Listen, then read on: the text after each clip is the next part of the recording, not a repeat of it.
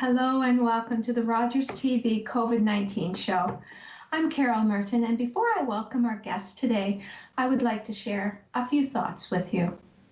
We are at a critical point in our ability to contain the spread of COVID-19 and to protect our residents.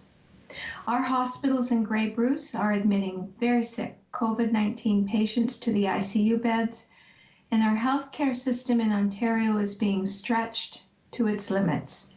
Hospital beds and ventilators are not an endless supply, and no one wants to think about what might happen should all of those beds and the ventilators be in use and more very sick patients arrive who need this specialized care. Our Grey Bruce Public Health Unit, as the leading agency for the management of the COVID-19 emergency, can't do this alone.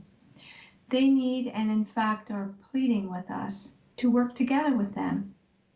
We can all agree that we want to make this lockdown the very last one that we will have to go through. Follow the provincial stay-at-home order by not going out, and for sure, only choose to go out when you need absolutely essential travel. If you have any possible COVID-19 symptoms, go to the assessment centers or clinics for testing. Be open and transparent about the people that you may have been in contact with. This might actually save their life and that of others. The Grey Bruce Health Unit asks the public to continue with the 3 W's. Watch your distance, wear a mask, wash your hands. The journey has been long, and we are all weary. The sacrifices we continue to make each and every day will bring all of us closer to the finish line. Let's make a difference together. Thank you to all in our community who are working so hard to control COVID-19 and end this pandemic. And on that note, I'm delighted to welcome as a guest today Gemma Mendez Smith, who is from the 4-County Labour Market Planning Board, who is going to be talking to us today about a COVID-19 impact survey, especially phase 2, and some of the results that have come from this survey. I think you'll find very, very informative. Welcome, Gemma. So pleased to see you. Thank you very much, Carol. I'm very happy to be here. Thank you. So as I said before we began the program, I'm really going to turn it over to you to fill us in on the survey results, how the survey happened, and basically what you've discovered as a result. Thank you. Yes, let's start with, so I'll just introduce to everyone who I am. I'm the Executive Director with the 4-County Labour Market Planning Board, and we are tasked through the Ministry of Labour Training and Skills Development to provide information around labour market research that we conduct for our local area. So when we're doing workforce development planning and any work that we're talking about with training, we want to make sure that it's really based on evidence and what's happening in our region. And so that's why we take a lot of pride and we spend a lot of energy in doing this work for our community.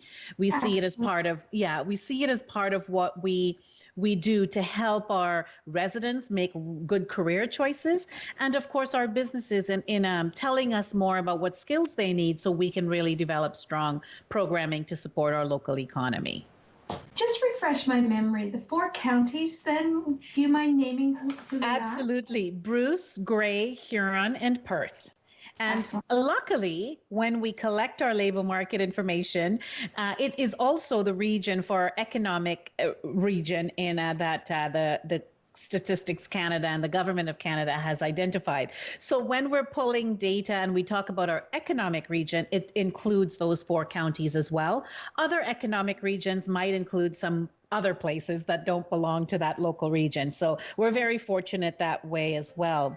Some of the things that I wanted to kind of highlight, first of all, is before the pandemic, the conversations that were happening before the pandemic was around our very low unemployment rate. In fact, chronically low unemployment rate for our region. And so employers had the challenge of not finding enough people to fill the positions that we had locally. So our conversations really stemmed around, based on that information, we need to attract people to our region. We need to find who those people are and build the skills and bring them in. And then the advent of COVID, we really had to change directions because everyone at that moment spiraled into a huge high unemployment rate. And many things have been affected since then through COVID. And most recently, speaking with a local employer, is the fact that if an employer would like to hire temporary foreign workers, for instance, the area must have an unemployment rate of below 6%. And for them to qualify for those temporary positions. And employers use that opportunity only because they can't find the people in our region. And we talked about that with the low unemployment rate. And so now the government of Canada has said we're considering every economic region 6% and above. So suddenly we find ourselves within COVID, employers don't have the same opportunities they have to find the workforce that they need. And that is affecting quite a number of the employers in our region. So when we look at COVID, pre-COVID, we were at 5 point, so locally, the economic region that covers the counties of Bruce Grey, Huron, and Perth saw our unemployment rate move from 5.9%, so just below that threshold of 6%, to in March to a 9.6% in June of 2020. Yeah. So that's the impact that COVID has had on our region. And when we're looking at this more deeply, when we were looking at, so now that we know we have a higher unemployment rate, who's affected? And we looked at businesses, and the most significantly affected business sector is accommodation and food services and some of those retail services. So we're looking at knowing Grey County and the rest of our 4-county region.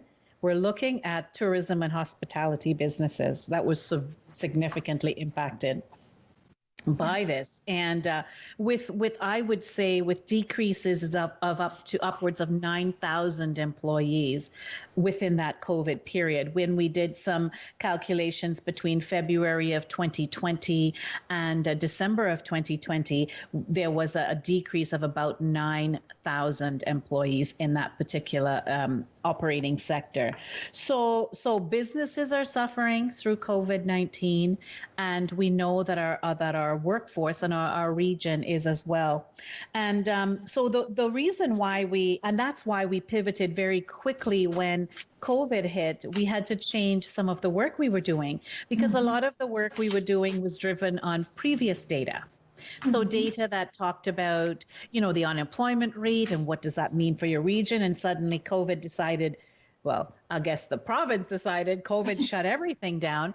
And we had to look at what was more important. And what came out for us was understanding how people were responding to and how they were being affected by COVID-19. Yeah. And so we did a couple of projects, and the one that we're going to highlight today is that COVID-19 worker impact survey, because we wanted to know how, in particular, the impact was on the workforce. But previously as well, what we've done, and we're not going to spend a lot of time maybe today talking about it, but the fact that we had also undertaken as a side project, with partners in the Western region, a post-pandemic scenario-based planning project. It's a whole new concept. And so we worked within that space around workforce development. What did we need to look at? And the two key topics that came out from this post-pandemic scenario planning for the 4-county region was remote work and the introduction of a vaccine. And what that study really did is took us into a realm we don't usually operate in, is an asking what if. And so that we had 4 what if scenarios, if you will. And the first scenario was, what if we had, a vaccine that worked and everything was back to normal? Then, the implications of work from home, remote work wouldn't be as severe, and we'd all be back to doing things that we were doing normally before COVID.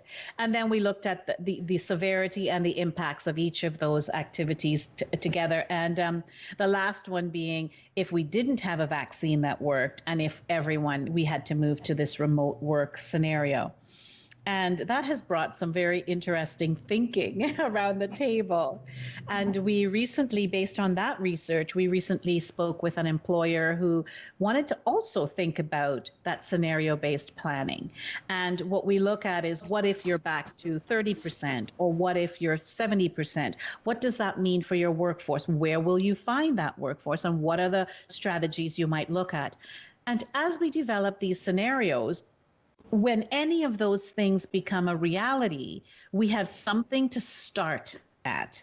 And that's what the scenario-based planning is all about. It won't catch us, hopefully, off guard like in March of 2020, when everything shut down and we were deer in the headlights because we had no idea what we were going to do for work, for childcare, for activities in our lives. And so, what we were hoping this work would highlight is, when we plan for a scenario, we'll have a benchmark or a space to get started where we can develop something moving forward. Yeah.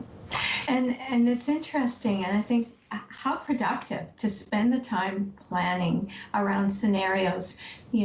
Everyone just wants, it's almost like, okay, all of a sudden the curtain will lift, it'll be over, it'll be business as usual, but that's probably not going to be. So spending the time to do the scenarios at least allows you to more quickly move into whatever strategy you need to.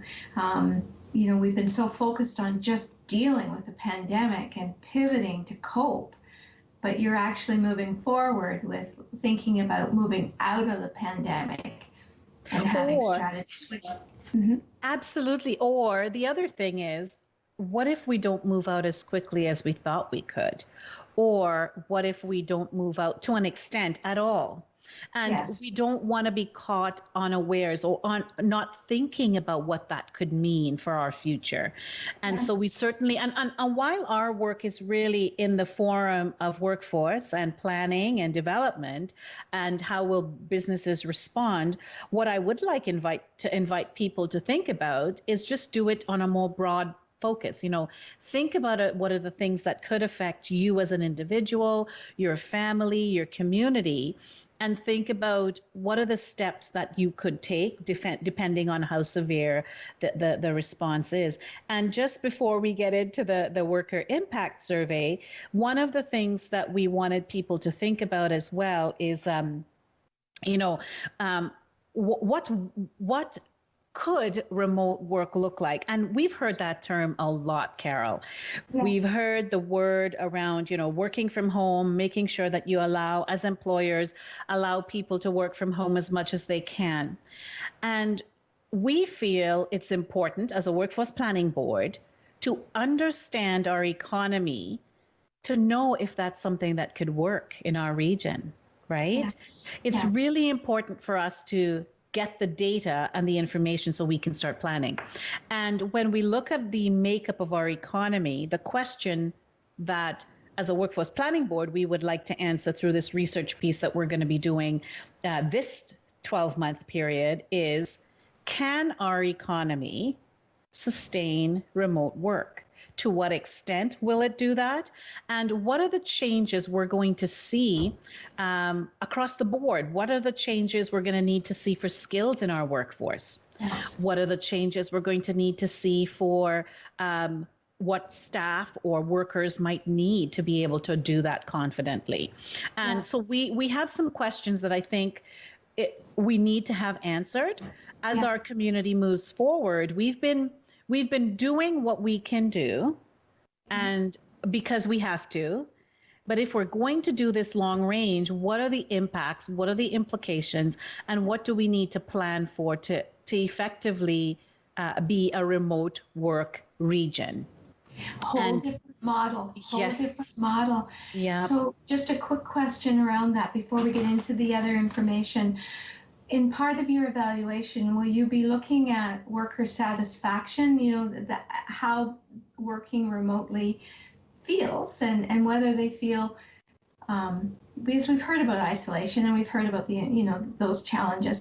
And also from an employer perspective, what's the productivity? What's the efficiency from a new model where people will be working from home? Because Yeah.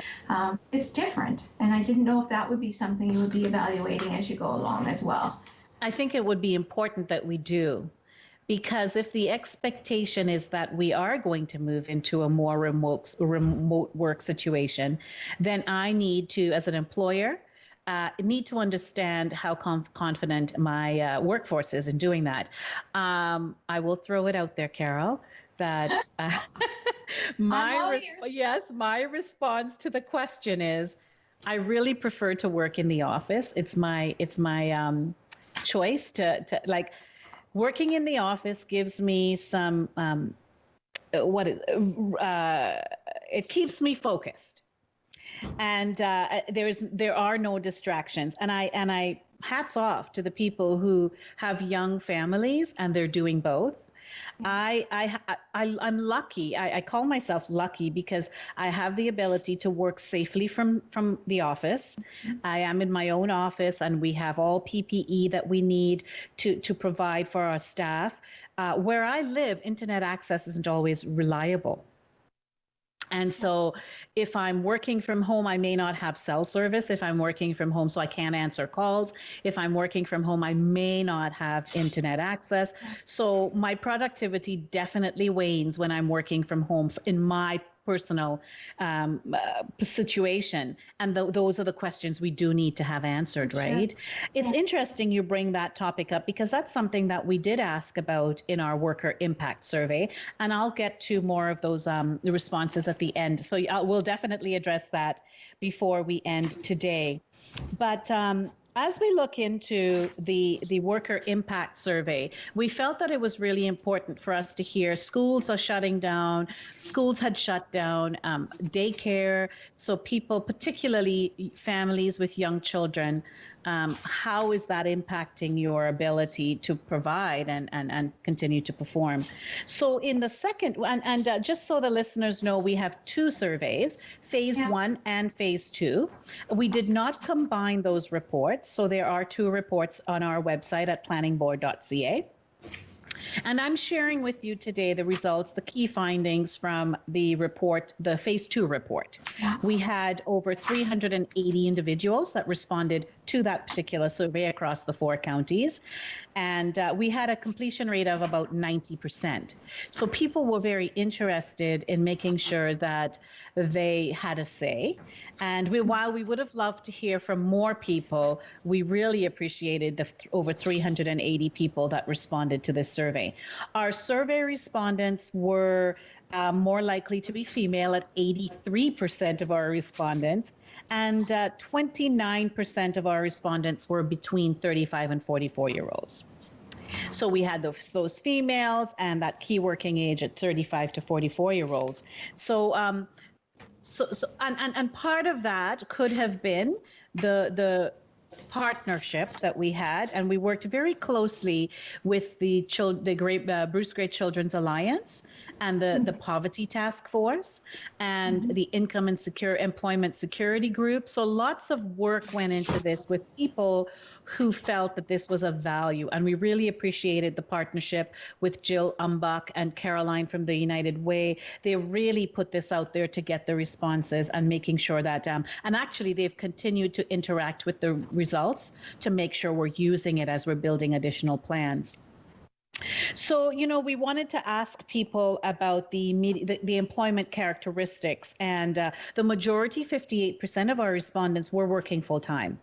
And I think also we were looking at the industries, and the top industry to report was within healthcare and social assistance, which when I talked about the groups that we were working with, that makes sense and it kind of all plays through.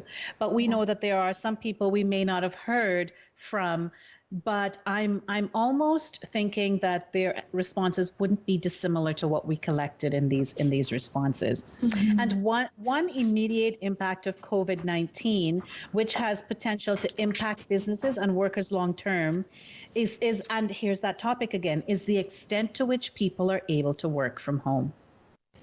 And so when we locked down in March of 2020, and schools did not go back into the classrooms, children did not go back into the classrooms, and parents had to find themselves not homeschooling, but figuring out what they would do around children accessing learning and them trying to work. And that we found was a huge impact, and thinking about how we're going to help people through these future scenarios would be something that we need to pay attention to. For sure, for sure. Was that a surprise? I think so. I think it would have been, it is a surprise because, but then again, when you think of what happened and how immediate it was, it shouldn't have been. Yeah. But I think when everything locks down and your brain goes, how am I going to do the things? And we're thinking completely differently now. And then we saw people just running out and buying everything they can put their hands on because they were feeling that emotion of scarcity. And it became very scary for us in North America. I'm not sure that there are some people who live in scarcity, and we'll actually talk about that demographic in a little bit when we talk about some more of the results. But certainly, it was a scary situation for us because we were thrown in it very suddenly. Yeah, for sure. So what else did you learn from the study? I want to make sure we get that in. Yes, absolutely.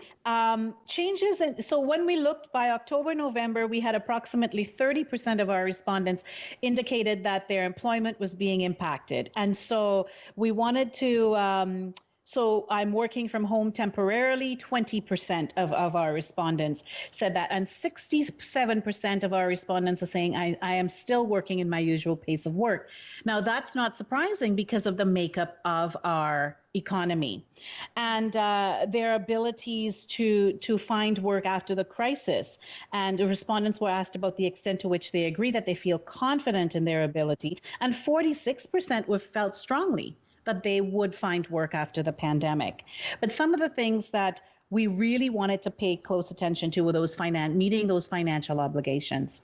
And we had people, so 13% responded that it would be a significant impact for them to meet financial obligations, and 20% moderate. So those two, over 33%, a third of our respondents saying that it would have a financial impact on them not being able to work and so on, and make that. And this is the interesting piece.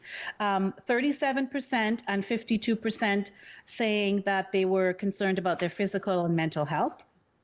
And 48 and 56% saying that they were concerned about their the physical and mental health of individuals in their household. So higher concerns for individuals in their household. And the key demographic, this is what is the story I think I would like to leave, is that the key demographic affected by the pandemic are those who are precariously employed.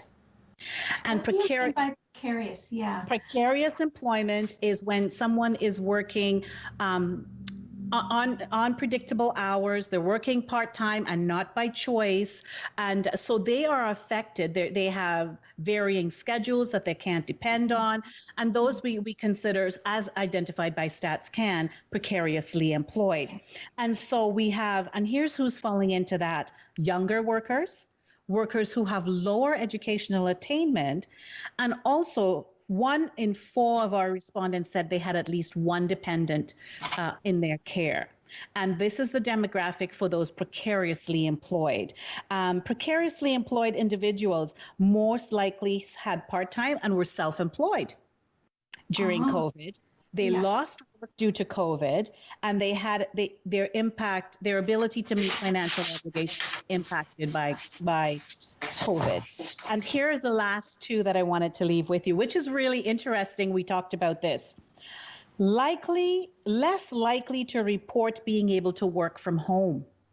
Wow. So they may not have the equipment, they may not have the connectivity, they may not have the space to be able to work from home. And here's the second part to that: less likely to have confidence in their ability to work from home or to continue to find work after COVID-19.